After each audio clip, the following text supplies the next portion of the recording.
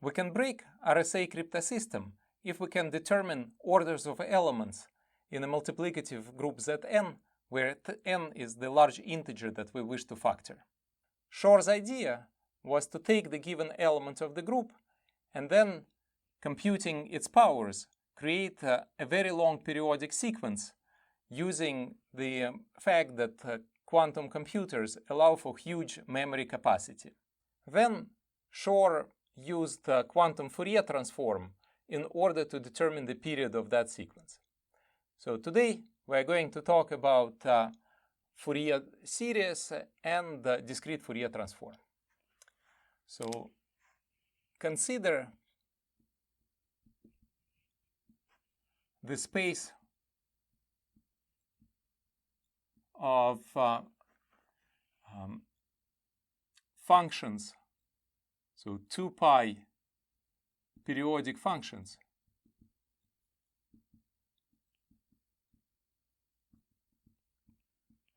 Well, actually, it will be convenient for us to consider functions defined on a real line, well, 2 pi periodic functions, but with complex values and with a continuous first derivative.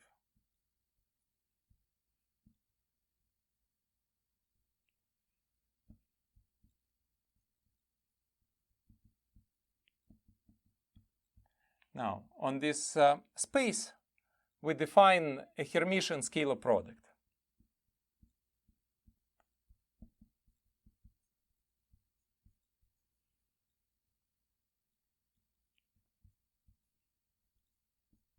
So we say that the Hermitian scalar product of two functions is given by the following expression. We take 1 over 2 pi integral from 0 to 2 pi f of x conjugate times g of x dx.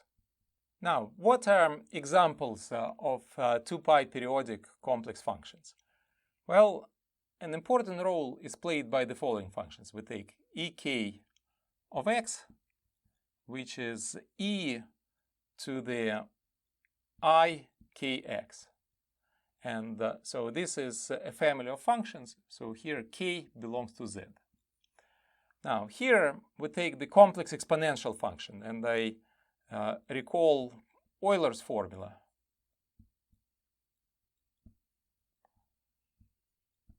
That defines e to the I alpha as cos alpha plus I sine alpha. So this is a complex valued expression which is closely related to trigonometric functions.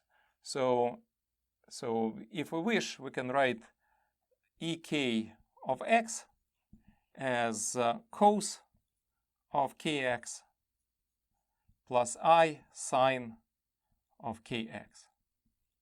Since sine of x and cos of x are periodic function with a period 2 pi, so these functions also lie in this space. So they are 2 pi periodic functions which have complex values, and they have continuous first derivative. Now, a key property of these functions is that this set ek of functions ek is an orthonormal set with respect to the Hermitian product that we have defined in this space. Now let us check this fact. So we want to compute the Hermitian scalar product of ek with es. So what is it going to be? It's 1 over 2 pi integral from 0 to 2 pi. So we have e to the I kx conjugate times e to the I sx dx. So let's compute this integral. So we have 1 over 2 pi integral from 0 to 2 pi. So here the complex conjugate of e to the I kx, from this formula we can see it's e to the minus I kx times e to the I sx dx. So now we can combine the two factors here. So this is 1 over 2 pi integral from 0 to 2 pi e to the I s minus k x dx. And now we can easily compute the antiderivative. So this is 1 over 2 pi. So 1 over I times s minus k. So we have e to the I s minus k times x. And now, so this is the antiderivative of this function. And now we take it between x equals 0 and x equals 2 pi. But this function is 2 pi periodic. And because of this, the values both at 0 and at 2 pi of this expression are equal to 1. Right? And so what we get is that this becomes 0. Right? So now, there is one fault with this calculation. So this calculation, so getting 0 here, is not valid when s is equal to k, because then this produces a 0 in denominator. So we should say that this happens if s is not equal to k. Right? And so what's the value of this integral when s is equal to k? So here we can see it from here. So if s is equal to k, then here we take integral of 1. So if s is equal to k, we get integral 1 over 2 pi, integral from 0 to 2 pi of 1 dx. But that is obviously equal to 1. So what we get is we get the following result, that this scalar product is equal to 0 if s is different from k, and is equal to 1 if s is equal to k. And this proves that this set of functions is an orthonormal set, right, with respect to this Hermitian scalar product. So a vector, scalar product of a vector with itself is equal to 1, and the scalar product of two distinct vectors in this set is equal to 0. So given at 2 pi periodic functions f,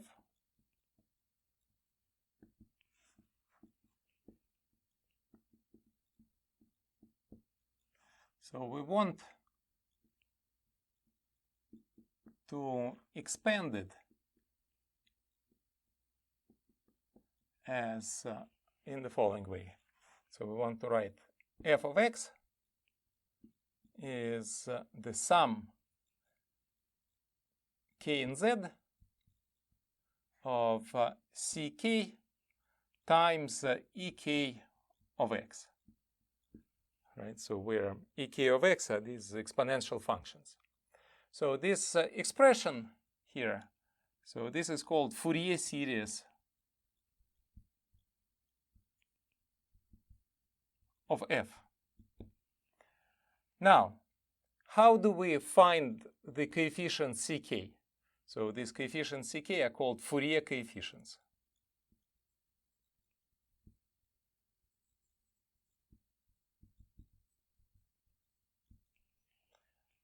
So it turns out that this is fairly easy to do. But in order to find a way, so let us see an analogy with finite dimensional real vector spaces. So let v1 through vn be an orthonormal basis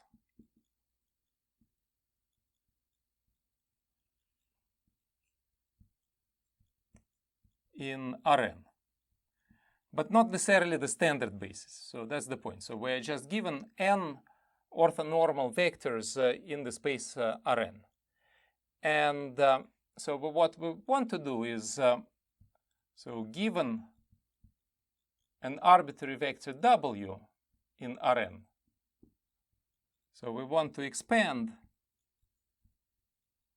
w as a linear combination. So C1 V1 plus dot dot dot Cn Vn. Now, if this basis is not orthonormal, but just some basis in Rn, then this amounts to solving a system of linear equations. And so solving a system of linear equations requires n-cube computations, multiplications, for example. So it turns out that if we know that the basis is orthonormal, then we can carry out this calculation much faster without solving any system of linear equations. And the way to do it is to use the dot product. So what we do is we just consider what's the dot product of W with some vector Vk. So if we take the dot product of Vk with the right-hand side, so because this basis is orthonormal, then the dot product of Vk with most of these vectors will be 0. And the only non-zero result will be when we take the dot product of Vk with itself, right? So this will be then Ck times Vk dot product with Vk. So this is the only term that will survive taking this dot product. And because the basis is orthonormal, so this dot product is equal to 1. And so the result is Ck. And from here, so the conclusion is that instead of solving the system of linear equations, we can calculate Ck as the dot product of our given vector W with the kth basis vector Vk. And so this method is much simpler and only requires n-squared multiplication instead of n-cubed multiplications for non-orthonormal sets. So this hints that this fact that we have an orthonormal set in the space of functions, so this should give us computational advantages, and indeed this is the case. We can use this basic idea from linear algebra in order to compute the Fourier coefficient Ck. So what we do is we take the Hermitian scalar product of the function f with a basis function es. If we insert here the Fourier series, so we get es scalar product with the sum over k in z, ck ek, then the only term that will be non-zero, right? So because es is orthogonal to all of these vectors except for the vector es.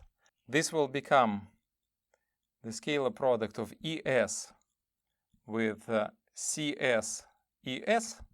So this is the only term that will survive. So we can pull out the coefficient from the second factor of the Hermitian scalar product. So we get cs times es with es, but that we have calculated is equal to 1. And so then we get cs. So we get the following result, that if a function has an expansion in a Fourier series, then Fourier coefficient cs can be calculated as a Hermitian scalar product of es with f, but that is given by this integral. So it's 1 over 2 pi, integral from 0 to 2 pi. Then we take complex conjugation of the function es. So this is e to the minus isx times f of x dx. So this becomes the formula for the Fourier coefficient Cs. Now, so here we have a rather delicate question of when a function is representable by a Fourier series. And so if a function is reasonably nice, so for example, has a continuous first derivative, then this function can be represented by a Fourier series. But so in general, so this is somewhat a delicate question. It is instructive to understand what information about the function f is captured by its Fourier coefficients. For this, let us look at the function ek of x, so which is e to the ikx. And this function not only has the period of 2 pi, but more precisely, so the period of this function is equal to 2 pi over k, or rather absolute value of k. So this means that these functions have different periods, and the period determines frequency of a function. So this means that the coefficient ck tells us what is the frequency content of a signal f that corresponds to each frequency. Well, so here we have to be a little bit careful, because coefficients ck and c minus k both correspond to the same frequency. So if we have a signal which, in addition to being 2 pi periodic, also has a smaller period which is a fraction of 2 pi, so then we will going to see this fact from the corresponding Fourier coefficient ck. Next, let us discuss the ideas of Fourier transform in a discrete setting. When we had all the media devices, like vinyl records or old phones, so the signals that were processed were all continuous signals. When we transitioned from vinyl records to CDs and now to computer audio, these continuous signals were discretized. So this means that in digital signal processing, one takes not a continuous signal, but rather samples of that continuous signal, but really kind of a very high number of samples. So tens of thousands of samples per second. So, and then what we get is so our discrete signal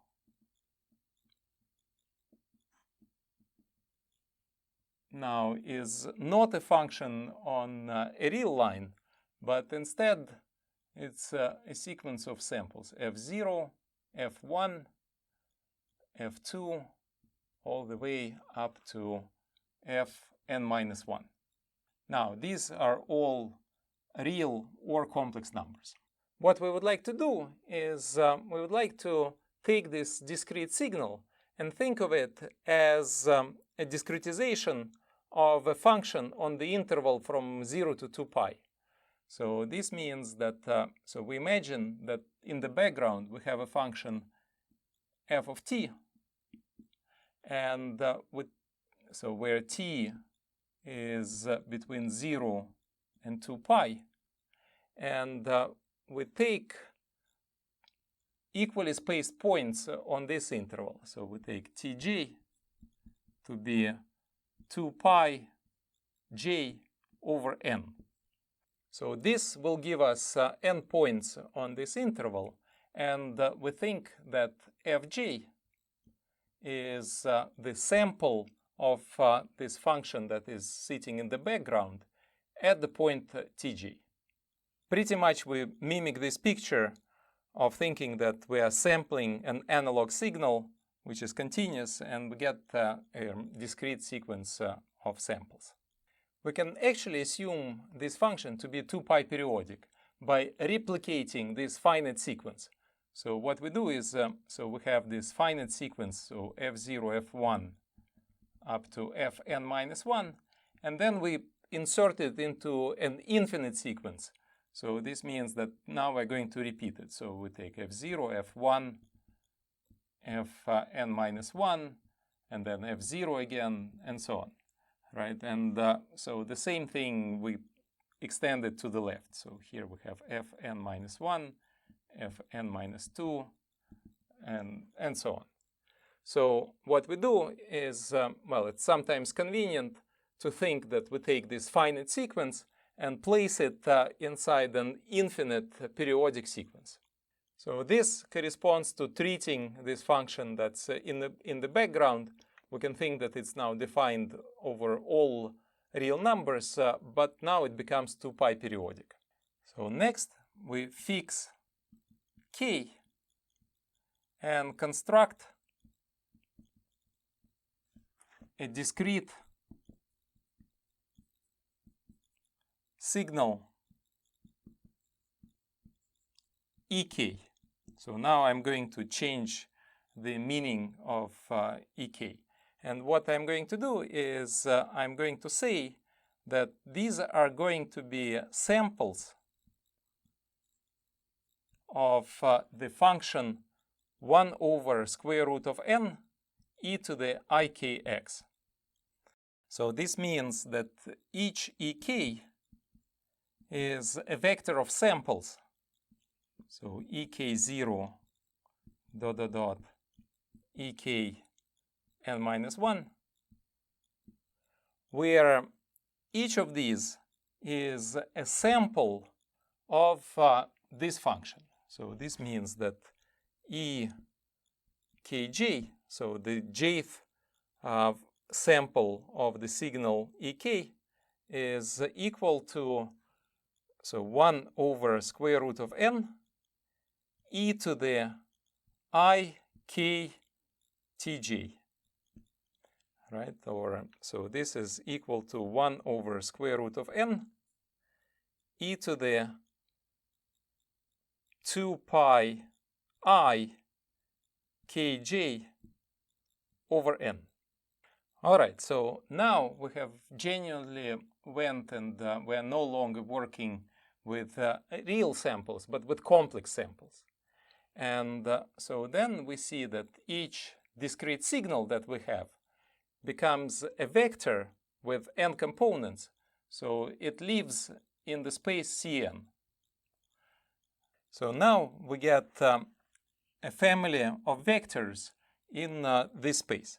Now let us look at the properties of these numbers that we have here. Okay, so we can write that ekj plus n is equal to ekj. So indeed, so if we take this expression e to the 2 pi I k and consider j plus n over n, then this equals to e to the 2 pi I kj over n times e to the 2 pi ik. And so this n will cancel.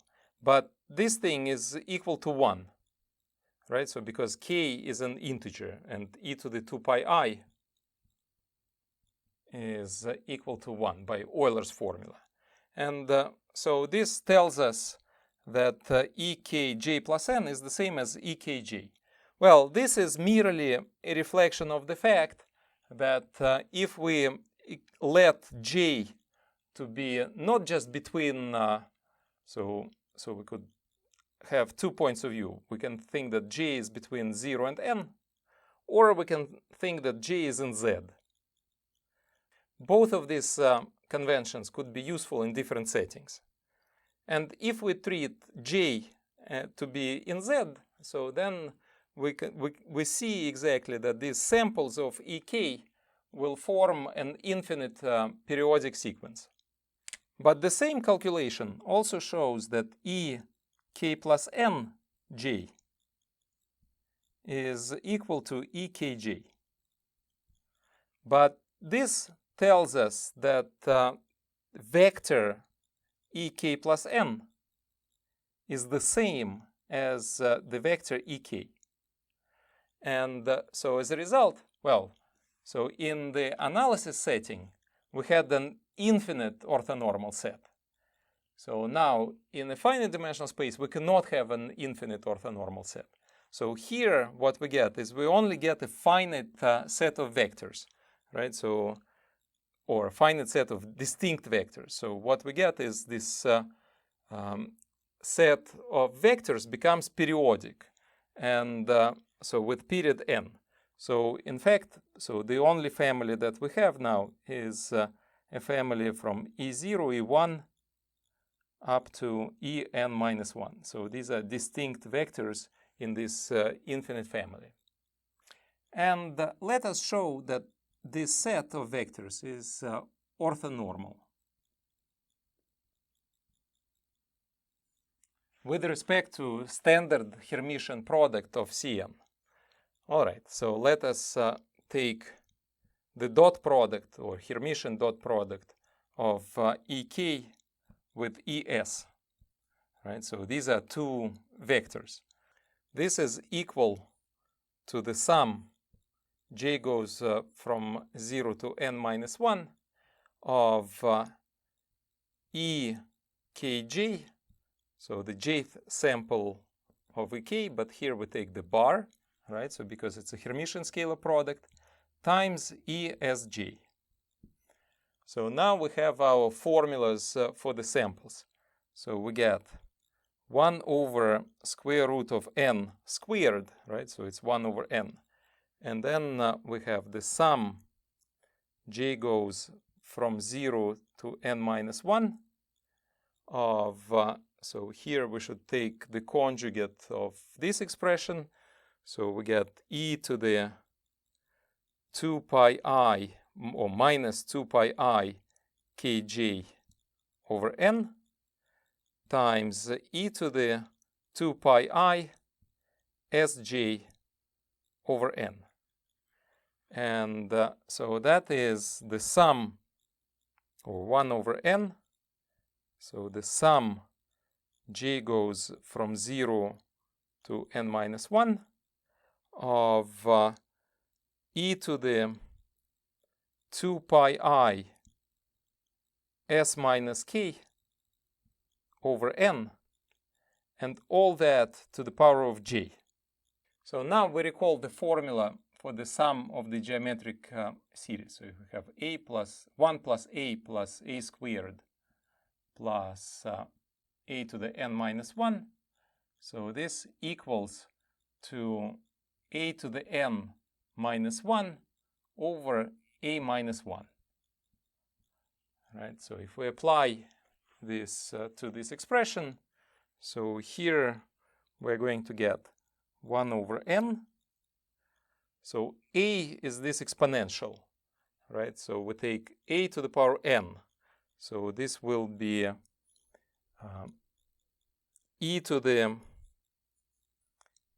2 pi I s minus k minus 1 over e to the 2 pi I s minus k over n minus 1. Now, but this numerator here is equal to 0, right? And so now what we get is that this dot product is equal to 0, right? So, but again, there is one provision in this calculation. So this calculation is valid if a is not equal to 1, right? So because then we get 0 in denominator. And if a is equal to 1, then this would be simply equal to n. So now, so when is denominator equal to 1? So the denominator is equal to 1 when s is equal to k, right? So then we get that this is equal to 0 if s is different from k. And when s is equal to k, so this is going to be the sum of n ones, but here we're dividing by n, so we get 1 if s is equal to k. And so this confirms that this set is an orthonormal set of vectors in the space Cn, right? So these Hermitian dot products of different vectors is equal to 0 when these vectors are not the same, and 1 when this is the same vector. If we have a discrete signal f, so this is f0, f1, fn minus 1. Now this is a vector in the space Cn. And what we want to do is now we want to expand this discrete signal as a linear combination of our signals ek that comes from this exponential function. So we want to write that this as a sum. K goes from 0 to n minus 1 of ck times ek. And again, so these coefficients ck are Fourier coefficients.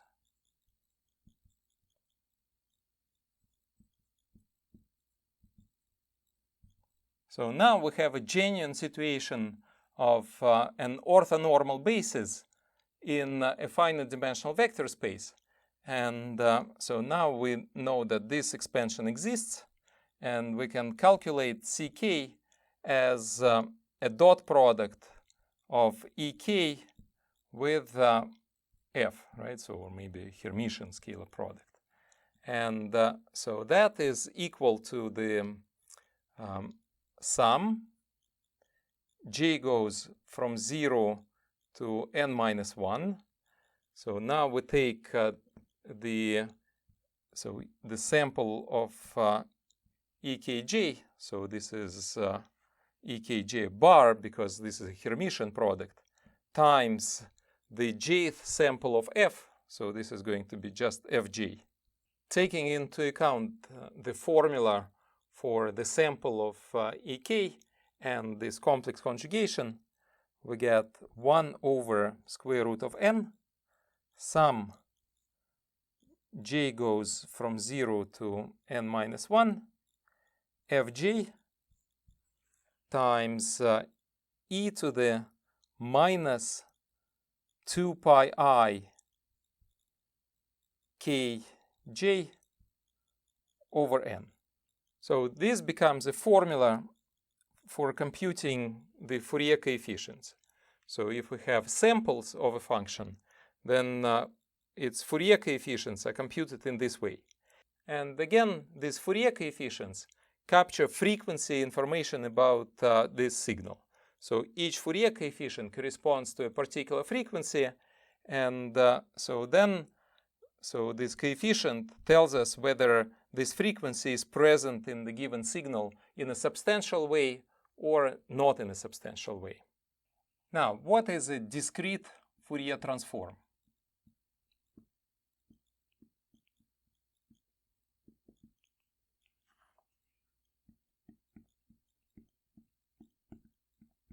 So this is called DFT.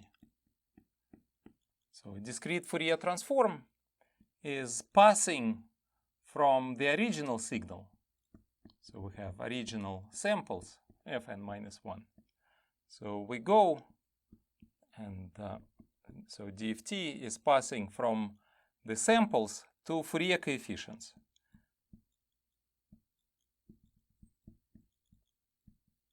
And so here is how Fourier coefficients are computed from these samples. So the original signal captures temporal information about the signal. It tells us how strong is the signal at a particular moment of time. So whereas Fourier coefficients capture the frequency information about the signal. So each Fourier coefficient corresponds to a particular frequency, and it tells us how strong is the given signal at a particular frequency. All of the signals ek are 2 pi periodic, but E1 fits its period in this interval 0 to 2 pi. E2 fits 2 of its period. E3 has 3 periods on this interval, and so on.